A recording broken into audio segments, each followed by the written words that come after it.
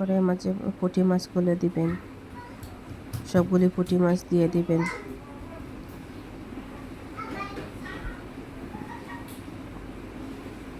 দিয়ে সব উপকরণ এটার উপরে দিবেন।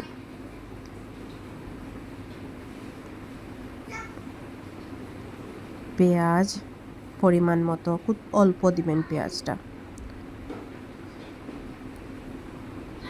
অল্প দিবেন।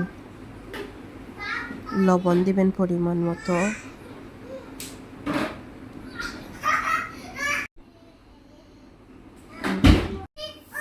তেল পরিমাণ মতো দিবেন, পরিমাণ মতো তেল দিবেন।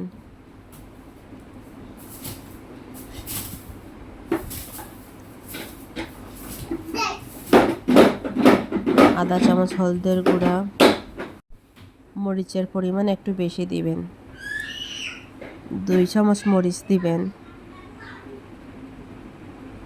আমার চামচটা ছোটো তাই 2 চামচ লাগছে, আপনারা চামচ অনুযায়ী দিবেন, জাল যে যেটুকু খান।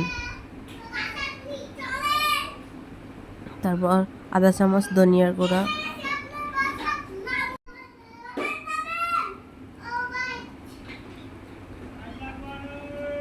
তারপর কাঁচামরিচ, ধনিয়া পাতা দিয়ে সব উপকরণ দিয়ে তারপর ভালোভাবে সবগুলো মাখিয়ে নেবেন। সব মশলা যেন সব মাছের গায়ে লাগে থাকে, ভালোভাবে মাখিয়ে নেবেন।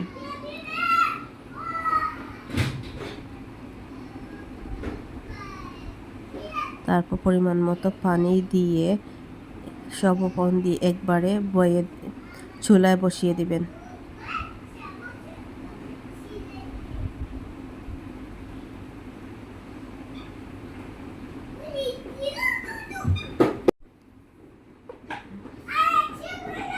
চুলায় বসিয়ে দিবেন। এই দেখুন কত সুন্দর কালার হয়েছে, ঝোলটা হালকা পরিমাণ মতো মশলায়, আর খেতেও অনেক স্বাদ। একবার ট্রাই করে দেখবেন সবাই, আর কমেন্টে জানাবেন।